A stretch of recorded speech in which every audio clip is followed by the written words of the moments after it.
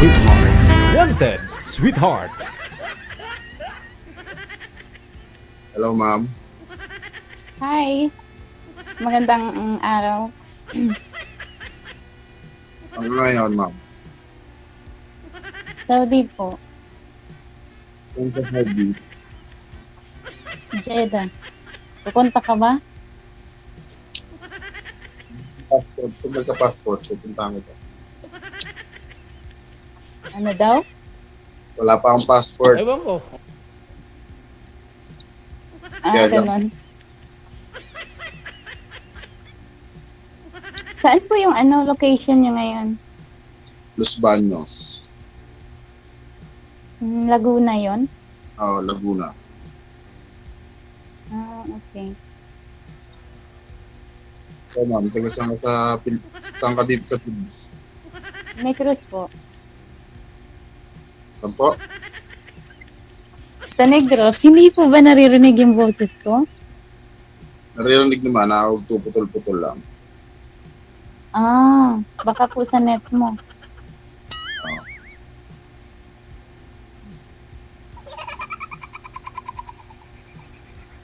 Ano po? Magtanong po kayo. Hindi ako yan. First time ko dito. Ay, ganon. First time. Ikaw? 6 na yata. Yung last ko nasali is March something. March ba yun? February? Wala ka pang nagiging stable na nakausap? Wala, kasi lahat may asawa. Oh.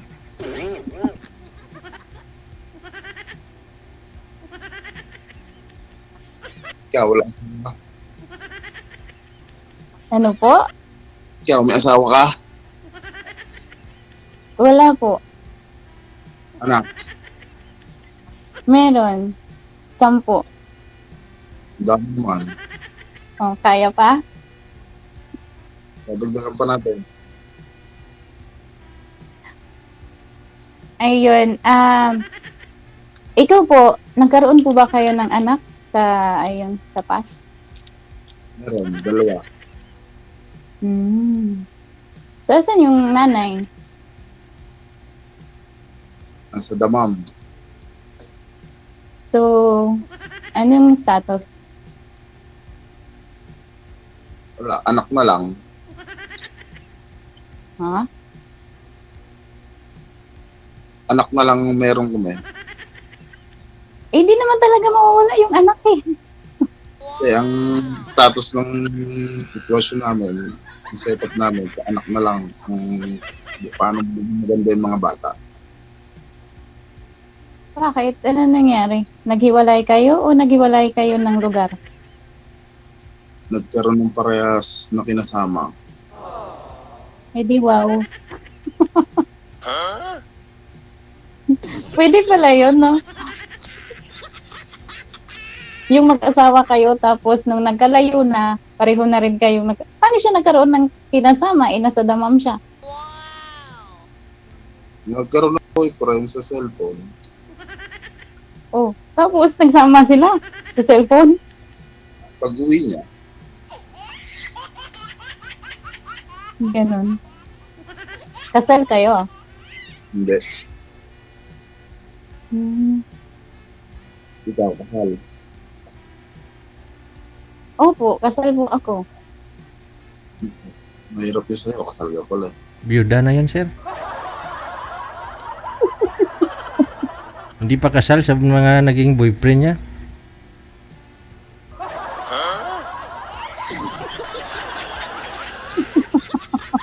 Kailan nga anak mo? 4 po.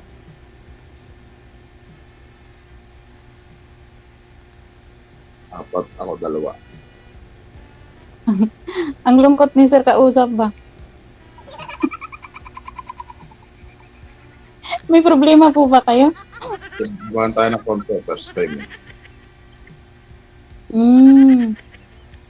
Pero lagi naman kayo nanonood, di ba? So, okay lang yun.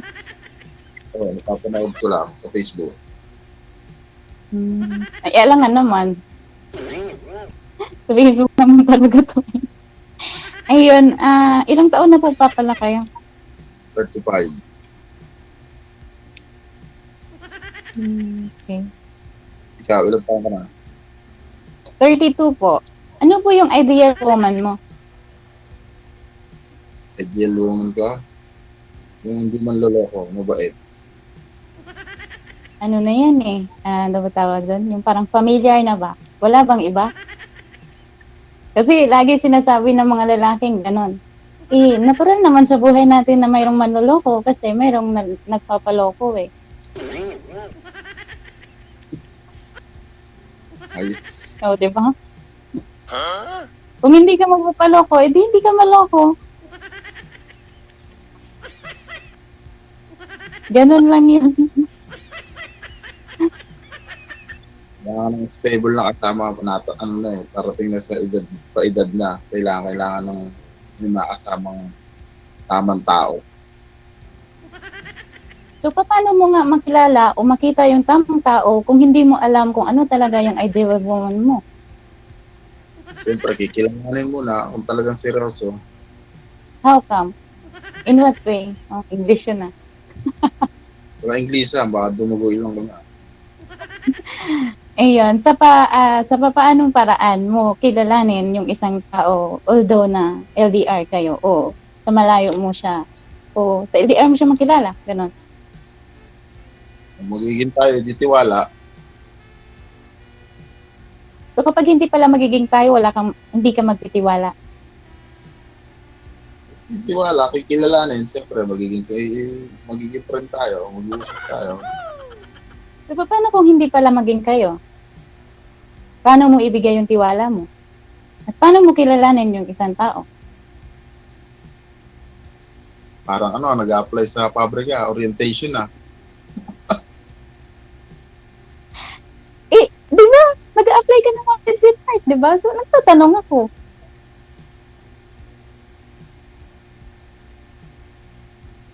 Paano ko kilalanin? Katulad Kaya mo? pa? Hindi lang katulad ko, di ba? Malay mo, after dito, hindi na rin tayo mag-uusap. May makilala ka na pala.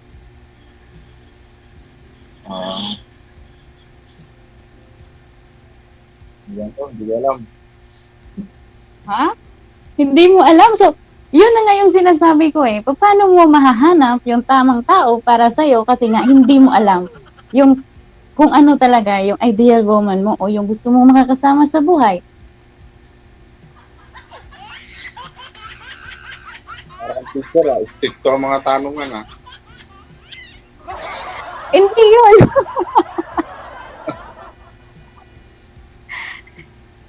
Di ba? Wala namang mali sa sinabi ko eh. Kasi kung naghahanap ka ng tamang tao para sa'yo, dapat alam mo. Kasi doon ka magpo-focus eh.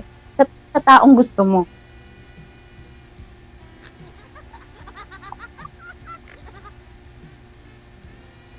Ano? Magkape ka muna. Hindi ako mahilig magkape.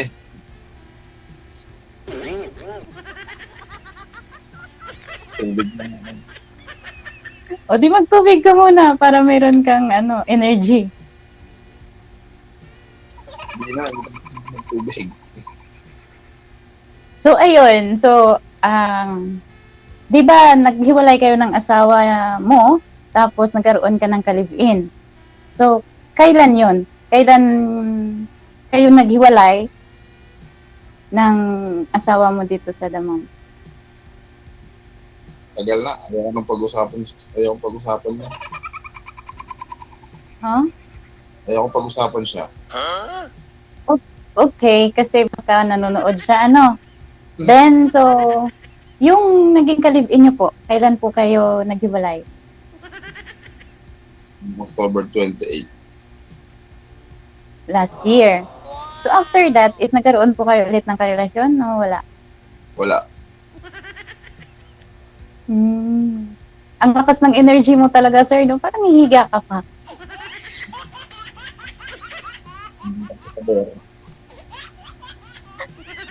Ha? Naghihirap, ano ba tawag doon? Naghihirap sa kalisod ba? Nahihirapan ka ba? Hindi naman. Alex lang. Sa buhay. Ayos lang. Tuloy pa rin ng buhay kahit maraming problema. Ayun, naghiwalay kayo. Ano po yung dahilan kung bakit kayo naghiwalay? Kailangan yung Ayaw mo talagang, rin usapan? kailangan yung talagang pag-usapan. Oo naman. Siyempre, para malaman ko. Kasi di ba naghahanap ka. So, kailangan, tatanungin mo, aalamin mo yung about sa kanya. Eh, ikaw nga hindi nagtatanong sa akin eh. Hindi ba pwede yung pag-off camera na lang? Malim. Ay, mas maganda yung dito. Mas maganda yung live. Kaya nga tayo nandito sa live eh, para pag-usapan yung about sa live. Kailangan talaga sa live. Hindi ba pwede sa off-cam o maging friend tayo sa Facebook? Eh, bakit ang hirap pasagutin? Wala namang mahirap sagutin sa mga tanong ko. Kasal mo, may asawa yung napangasawa ko, kasal. Kasal sa dati niyang kinakasama. Yung kinakasama mo. Kasal yon, nakakulong, tapos lumaya na, nagsama na sila ulit. Okay. So, yun na nga yung sinasabi ko eh. So, hindi mo alam o hindi mo pala nakilala bago kayo nagsama. Hindi mo pala muna kinilala yung buo sa buhay niya bago kayo nagsama. Alam kong may asawa siya, kasal siya, nakakulong lang. Oh, okay. So, Nung ano ka, sumugal ka. tapos nagkaroon kami ng pagtatalo. Hindi ako umuwi dun sa tinitirahan namin. Umuwi na yung lalaki doon. Kaya hindi na ako bumalik para walang gulo. Kasi magkakaroon pa ng gulo kasi kasal sila. Wala din akong Pero babae. nagkaanak kayo nun, sir, no? Yes sir, nagkaanak kami. Oh. Yun ba Pero yung... balikan pa sila ng asawa niya. Chinat na ako nung babae na wag nang pumunta. Kasi nga, nandun na yung asawa niya. Ganun lang kasimple, no? Kaya hindi ko na rin ininteres bumalik doon kasi bumalik ni asawa, kasal sila. So, anong tawag doon? Nagiging ano ka lang, substitute, kumbaga, kasi nasa kulungan. Ayaw ko na ng skandalo kaya hindi na ako pumunta doon. Magkakaroon lang ng malaking skandalo. Eh, kasi sabi mo kanina, dalawa yung anak mo. So, sa ng asawa mo, isa yung naging anak niyo? Dalawa, yung nasa damam. So, naging tatlo yung anak mo, dalawa yung panganay, ganun. Okay. Ako na lang mag-iisip. So, nasaan yung anak mo ngayon? Nandoon sa babae. Yes, sir. Nandun. Yes. Nasa. So, nagsusupport ka naman. Yun talagang dapat gawin. So, sa dalawa ka lang nagsusupport. Sa last mo na anak is hindi na. Hindi naman kahit pa paano. In how? Sa anong pamamaraan? May communication ka sa kanila? Okay. Ha? Tumingin ka kaya, sir, dito, no? Ano na yung tinitingnan mo dyan? Ano meron dyan? Meron makakaikabayan na ma'am. Na! Videohe ko! Sige. You are not allowed! Saksi mo! Ano yun? Mapriso ka!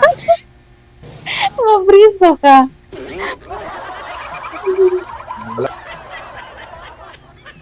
Ha? Pinasigaw doon sa ibang line. Napunta sa ibang line, sa DJ yun eh.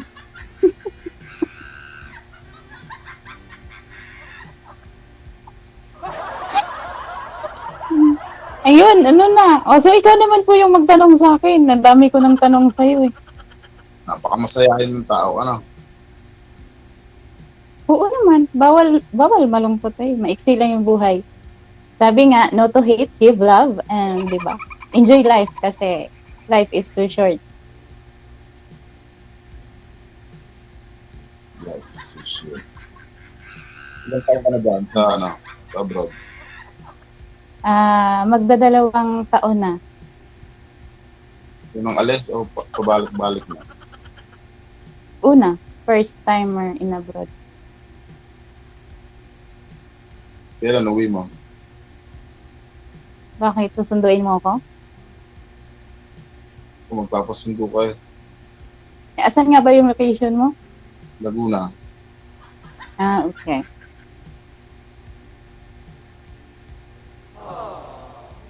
Tama-tama. Kaka-rent. Nagda-drive ako ng rent-a-car. Okay. Driver. Driver ka pala. Hmm. Totoo ba yung sabi nila? Driver seat lover daw. Ha? Sabi, Ganon. Pero parang hindi totoo. nasa tao yun. Hindi naman totoo Ayun yun. na nga eh. Sabi lang yun. Okay. Kasi marami akong nakilala na driver. Sweet lover nga daw, pero naiiwan pa din.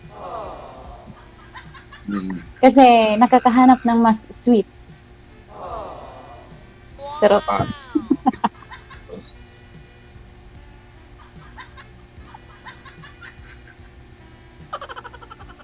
ano pa po? Magtanong pa po kayo.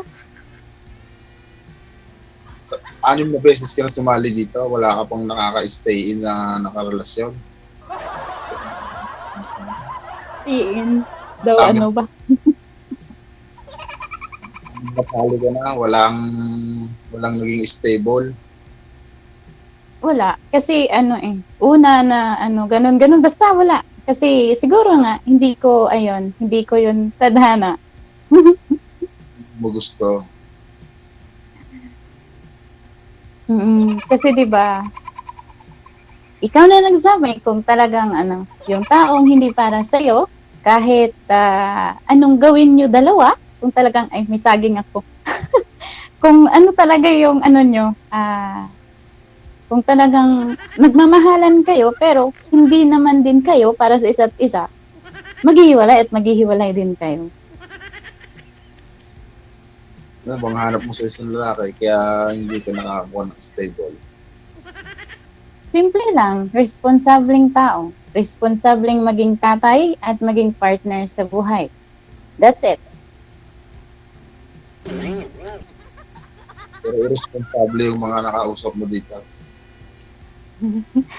Actually, first is responsable naman, pero at the end is naging irresponsible.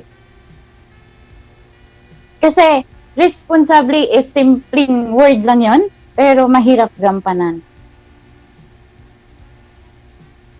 Lalo LDR, Pero much better na yung LDR kasi, sa LDR kasi, doon kayo magsisimula na kilalanin yung isa't isa.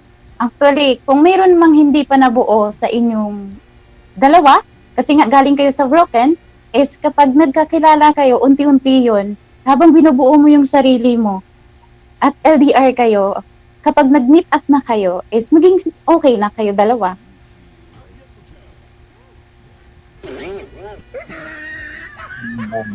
Tapos wala din magiging irresponsible din agad. Magiging irresponsible yung tao. Kasi kapag once kasi pumasok ka sa isang relationship, mayroon kang responsibility sa iyong partner. Kayong dalawa, sa bawat isa. So habang patuloy kayo nag-LDR, unti-unti niyang malalaman kung ano yung responsibility yung sa isa't isa. So kapag nag-click kayo, naging okay kayo, so yun. Siguro yun, doon mo na masasabi na yun yung match mo o yun yung taong tama para sa'yo. Pero kung hindi kayo naging match at hindi kayo nagkasundo, so yun, maghihiwalay kayo.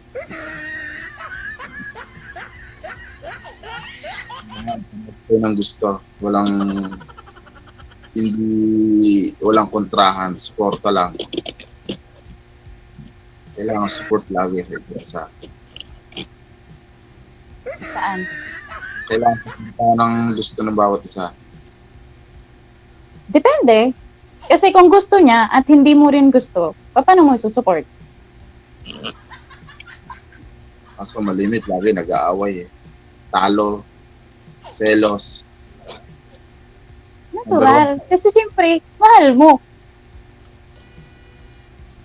Number one, selos pagdating sa LDR. Selos. Ano ba nga ba yung selos para sa'yo? Wala ng oras. Yung alam mong puro dahilan na lang. Ang layo ng sagot. Magseselos ka na, hindi na siya on time. Magseselos ka na sa oras. Lagi kang dahilanan. May gagawin, busy, tawag ng amo. Kahit hindi naman. Yung tanong ko po is, ano yung selos para sa'yo? Ano po ba yung ibig sabihin ng selos? Bakit lagi sinasabi na nagseselos, nag-aaway? Nag-aaway dahil sa selos. Ano nga ba yung selos para sa'yo? Mahal mo isang tao kaya ka nagseselos. That's it? Hindi ka naman magseselos kung hindi mo mahal ang isang tao. Paano mo masasabi na mahal mo yung isang tao? Ewan ko, ambot sa langaw.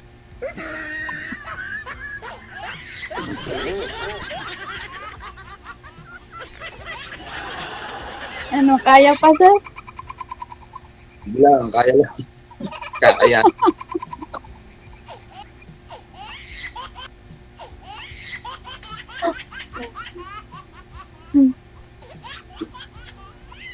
Ano? Mahirap ka pala maging jowa, stricta ka pala. Sabi ko nga sa iyo, 6 sir, pang-6 ka na eh. Kaya yun ang rason sir, kaya walang, sabi mo, stay out, walang Stay in. stay in. Stay in. Mag-stay out ka na sir. NBI yan sir eh. Masyado sa DJ, parang principal.